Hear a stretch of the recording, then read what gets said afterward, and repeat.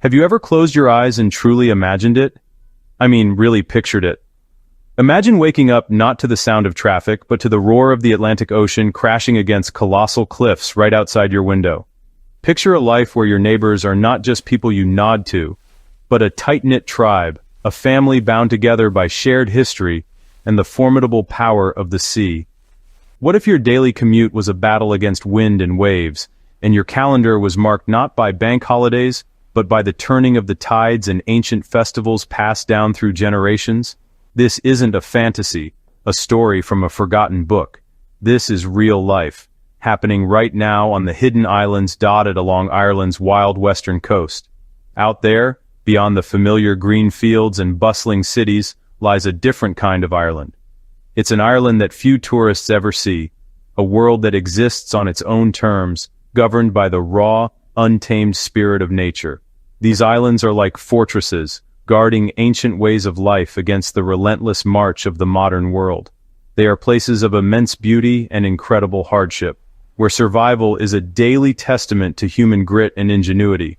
Forget what you think you know about Ireland. The real adventure, the true heart of its ancient spirit, is found out there, where the land meets the full, unforgiving force of the Atlantic. It's a place that tests you, changes you, and reveals what you're truly made of.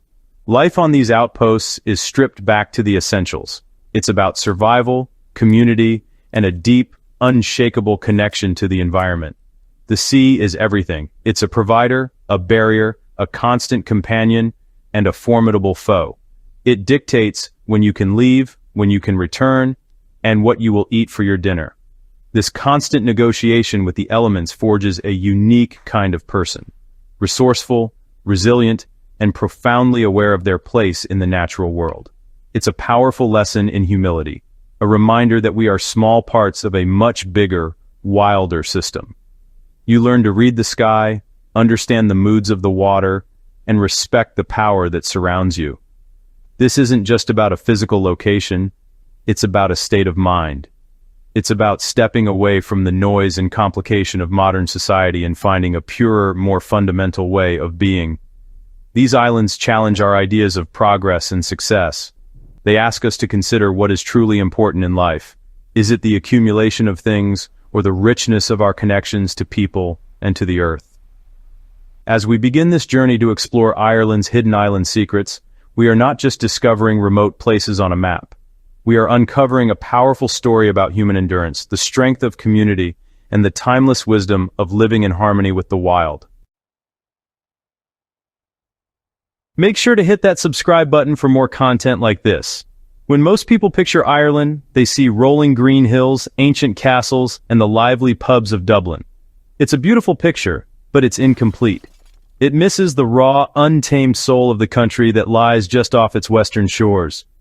Dotted along the coastline, from County Cork in the south to Donegal in the north, are islands that feel like a world apart. These are not tourist hotspots with manicured lawns and gift shops. These are rugged, windswept outposts, places like the Éire Islands, the Blaskets, Inishbofin, and Tory Island. Each one is a little kingdom, a bastion of culture that has been preserved by the very sea that seeks to wear it away. They are the hidden chapters in Ireland's story.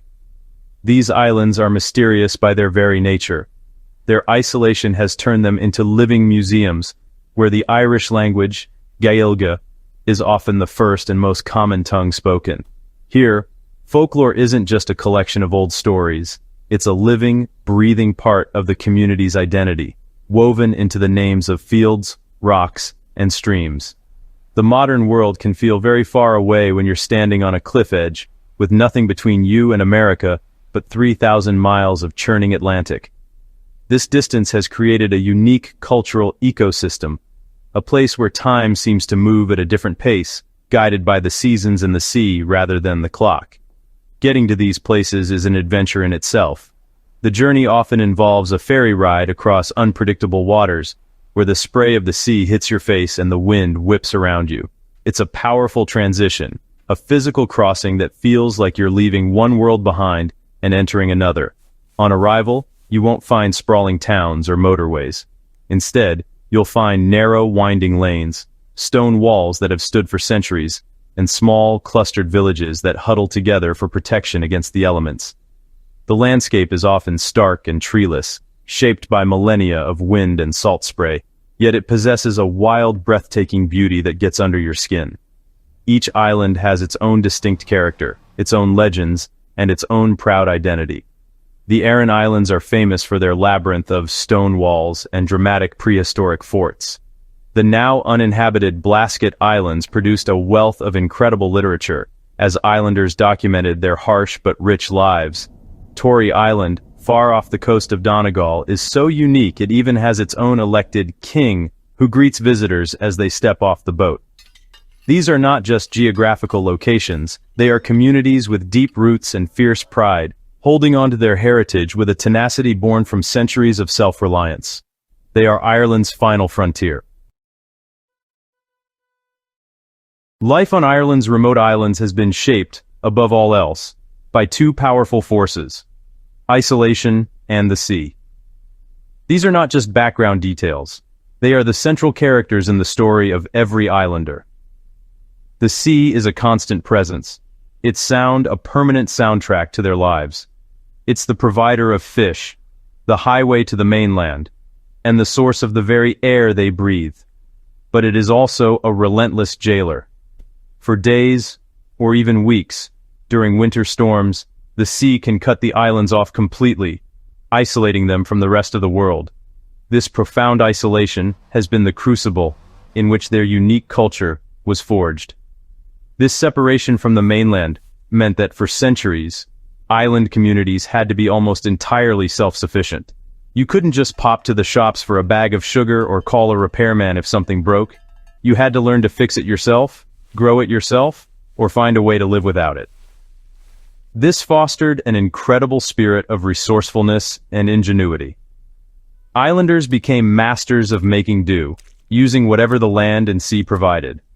They built their houses from local stone, fertilized their small plots of land with seaweed, and knitted their own warm clothing from the wool of their sheep. Every object had a purpose, and nothing was wasted. This is survival in its purest form. The rhythm of daily life was, and still is, dictated by the natural world. The tides determine when the fishing boats can go out and when the ferry can run. The direction of the wind decides which coves are safe for mooring. The changing seasons govern the planting and harvesting of meager crops in small, sheltered fields. This deep connection to the environment is something that has been lost in much of the modern world.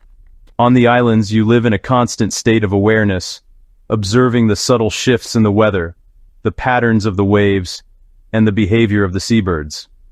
It's a primal knowledge, passed down not in books, but through experience. This life, lived at the mercy of the elements, has also shaped the islanders' worldview. There is a deep respect for the power of nature, a humility that comes from knowing you are not in control. This translates into a strong spiritual connection to the place, a sense of belonging that runs deeper than mere ownership of land. The landscape is not just a backdrop, it is alive with stories, history, and the spirits of ancestors who faced the same struggles. The sea is not just water. It is a powerful entity, a neighbor that must be understood and respected.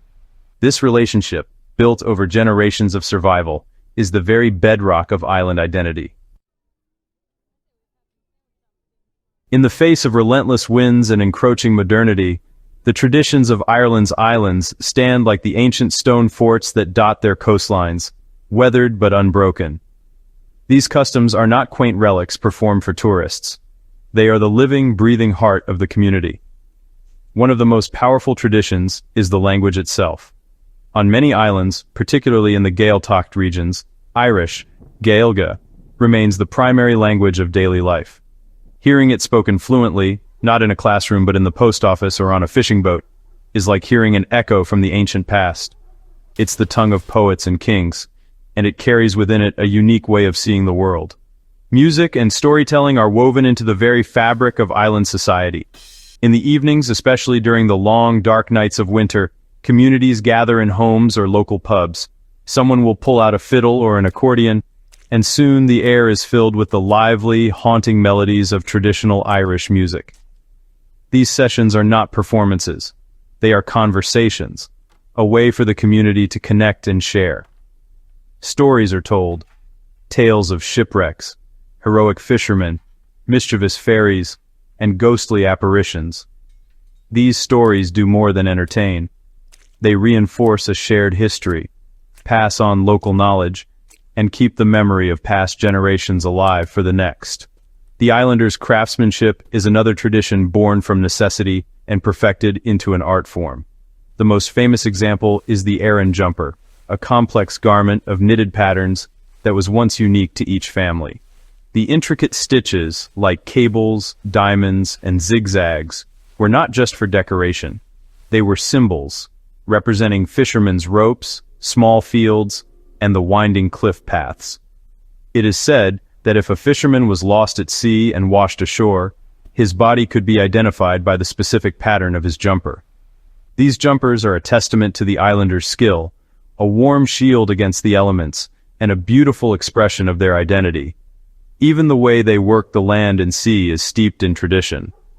Islanders still use curraghs, small, lightweight boats made from a wooden frame covered in tarred canvas.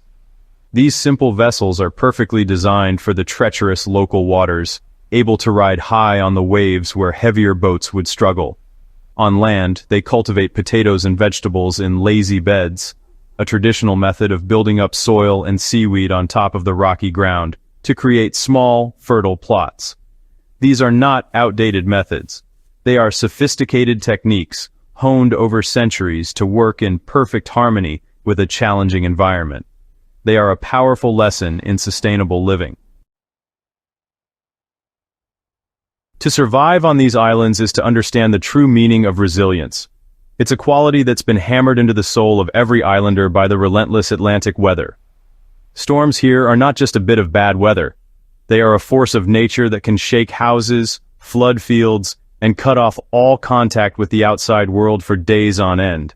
Islanders have to be prepared for anything. This means having a well-stocked pantry, a supply of fuel for the fire, and the mental fortitude to endure long periods of isolation. It's a toughness that isn't aggressive or loud, but quiet, steadfast, and deeply ingrained. This resilience is also about adaptability. The economic foundations of the islands have always been precarious, relying on a delicate balance of fishing, farming, and, more recently, tourism. When one fails, the others must sustain the community. Fishing has always been a dangerous and unpredictable livelihood, dependent on weather and fish stocks. Farming on such rocky, windswept land yields little surplus. Islanders have had to be creative, finding new ways to make a living without compromising the culture that makes their home so special. This ability to pivot, to find opportunity in hardship, is the key to their long-term survival. The physical resilience of the islanders is matched by their psychological strength. Living in a small, isolated community means you are never truly alone, but it also means there is little privacy. Everyone knows everyone else's business. This environment requires a high degree of social skill, patience, and a willingness to forgive and forget. Grudges cannot be held for long when you rely on your neighbor to help you pull a boat ashore or mend a roof after a storm. This enforced interdependence builds a powerful, unspoken understanding and a collective spirit that can withstand almost any challenge. It's a social resilience that is as strong as any seawall. Perhaps the greatest test of their resilience is the constant pull of the mainland. For generations, the islands have seen their populations shrink as young people leave in search of education and job opportunities that the islands cannot provide. This brain drain is a slow-burning crisis that threatens the very future of these communities. Yet, the islands endure. Some who leave eventually return, drawn back by the powerful call of home. Those who stay do so with a fierce determination to keep their communities alive, to ensure that their unique way of life is not consigned to the history books. This fight for the future is the ultimate act of resilience. For all their beauty and romance, Ireland's islands face a barrage of modern challenges that threaten their very existence. The biggest storm they face is depopulation. For decades, the tide of humanity has been flowing outwards, away from the islands. Young people, full of ambition and talent, often see little choice but to leave for the mainland or further afield to pursue higher education and build careers. This exodus leaves behind an aging population, and with every young person that leaves, a little piece of the island's future drifts away. The silence in a closed-down schoolhouse is more deafening than any Atlantic gale. The economic challenges are just as fierce. The traditional pillars of island life, small-scale fishing and subsistence farming, are no longer enough to support a modern family. EU fishing quotas have hit small operators hard, and competing with industrial-scale agriculture is impossible. While tourism offers a vital lifeline, it is a double-edged sword. It brings in much-needed income, but it's also seasonal and can put a strain on limited resources like water and housing. The danger is that the islands become hollowed-out theme parks, their authentic culture slowly eroded and replaced by a performance for visitors. Finding the right balance is a constant struggle. Then there is the challenge of infrastructure. While isolation forges character, it also means that basic services are often lacking. Access to healthcare can be a life-or-death issue when a ferry can't run due to bad weather. High-speed internet, something taken for granted in the cities, can be slow and unreliable, making it difficult for islanders to run modern businesses or for their children to access online education. The cost of living is also higher, as everything from groceries to building materials has to be transported by sea. These practical, day-to-day difficulties can wear people down, making the lure of the mainland's convenience ever stronger. Finally, there is the subtle but powerful pressure to assimilate, to conform to the norms of the outside world. The constant bombardment of global media and culture through television and the internet can make the traditional, slower-paced island life seem old-fashioned or less exciting to the younger generation. The challenge is to embrace the benefits of the modern world, like improved connectivity and healthcare, without sacrificing the unique cultural identity that makes the islands so special. It's a tightrope walk over a deep chasm, a battle to keep the soul of the community intact, while ensuring its people can thrive in the 21st century. If the challenges facing island life are the storm, then the strength of the community is the unbreakable anchor that holds everything steady. On a remote island, community is not just a pleasant concept, it is an essential survival mechanism. When you are surrounded by the wild Atlantic and help is a boat ride away, you learn to rely on your neighbors for everything. This interdependence creates bonds that are far deeper and stronger than those found in most modern towns and cities. People are connected not just by proximity, but by a shared sense of fate, and a deep-seated instinct to look out for one another. This powerful sense of community, known in Irish as meatheel, is a tradition of neighbors coming together to help each other with tasks that are too big for one person or family alone. This could mean helping to bring in the hay before the rain comes, mending fishing nets, or supporting a family during a time of illness or bereavement. There is no payment expected. It is simply understood that when you are in need, the community will be there for you, and you will do the same for them. This spirit of mutual support is the glue that holds the entire social fabric together, a safety net woven from trust and reciprocity. In a small island community, no one is anonymous. Children are raised by the entire village, and elders are respected for their wisdom and experience. When there is a celebration, like a wedding or a christening, the whole island celebrates.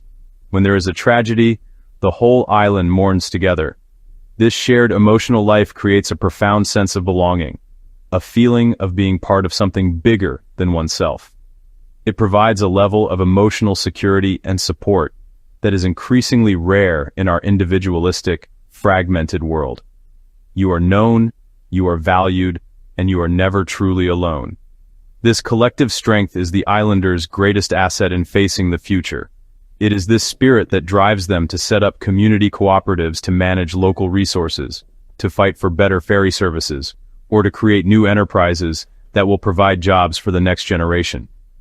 The challenges are formidable, but the shared will to not just survive, but to thrive, is even stronger. The bonds forged by isolation and hardship have created a collective resilience that is more powerful than any individual effort. This is the true treasure of the islands, a social wealth that cannot be measured in money. While it is easy to focus on the hardships, to do so would be to miss the profound joys and unique rewards of island life. There is a different kind of wealth here, one that isn't measured in bank accounts or possessions, but in freedom, peace, and connection. Imagine the simple pleasure of stepping outside your door into air so clean it feels electric, and seeing a night sky so clear that the Milky Way looks like a river of diamonds. This is a daily reality for islanders. There is a deep soul-level satisfaction that comes from living in such close contact with the raw beauty of the natural world, a peace that a bustling city can never offer. There is also the immense gift of safety and freedom. On an island, doors are often left unlocked, and children can roam freely, exploring cliffs and coves with a level of independence that would be unthinkable in most places. This sense of security is priceless. It creates a relaxed, trusting atmosphere where the anxieties of modern urban life simply melt away. The pace of life is slower, more human. There is time to stop and talk, to watch the tide come in, to simply be present in the moment. This is not laziness. It is a conscious choice to prioritize quality of life over the frantic pursuit of more. The strength of the community, born from necessity, also becomes a major source of joy. The easy camaraderie, the shared jokes, the spontaneous music sessions, the feeling of being part of a large, extended family. These are the things that make life rich and meaningful. Celebrations are more joyous, and sorrows are more bearable because they are shared. This deep sense of connection provides a powerful antidote to the loneliness and alienation that plague so much of modern society. It's the joy of knowing you belong, that you have a place in the world where you are unconditionally accepted and supported. Ultimately, the greatest joy of island life is a sense of purpose. Islanders are not just residents, they are custodians of a precious and fragile culture. They are the keepers of a language, the tellers of ancient stories, and the practitioners of timeless skills. There is a profound dignity in this role, a sense of being a vital link in a chain that stretches back for generations. Living on an island is a choice, and often a difficult one, but it is a choice made for the love of a place, a people, and a way of life that is truly special. This is a wealth that enriches the soul. As we look at these remote island communities, clinging tenaciously to the edge of the Atlantic, it's easy to see them as relics of a bygone era, but they are so much more than that. They are living laboratories of resilience, community, and sustainability.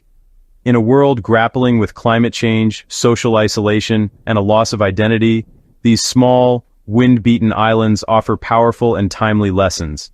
They teach us that true wealth is not about what we accumulate, but about the strength of our connections to each other and to the planet we call home. They remind us of the incredible strength of the human spirit. The first lesson is about our relationship with nature. Islanders live in a state of constant negotiation with their environment. They don't seek to dominate it, but to understand and adapt to it. They use what they need, they respect its power, and they have a deep intuitive knowledge of its rhythms. This is a model of sustainability that our modern, consumer-driven world desperately needs to relearn. The islands show us that it is possible to live in harmony with the natural world, to be a part of the ecosystem rather than a force that destroys it. This is not a step backwards. It's a vital step towards a viable future. The second lesson is about the power of community. In our increasingly individualistic societies, the islands stand as a testament to what we can achieve when we work together. They demonstrate that mutual support, trust, and a shared sense of purpose are the foundations of a healthy, resilient society. The methial spirit, the instinct to help a neighbor without expecting anything in return, is a powerful antidote to the loneliness and disconnection that many people feel. These communities remind us that we are social creatures, and that we are stronger, happier, and safer when we face life's challenges together. Finally, these communities matter because they are a vital part of our collective heritage. They are the guardians of the Irish language, of ancient music and stories, and of a unique worldview forged over centuries of survival. To lose these communities would be to lose a part of our soul. They are a link to our past and a source of wisdom for our future. They challenge our definitions of progress and force us to ask important questions about the kind of world we want to live in. Standing on an island cliff, feeling the wind on your face and hearing the roar of the sea, you realize that these places are not on the edge of the world. They are at its very heart.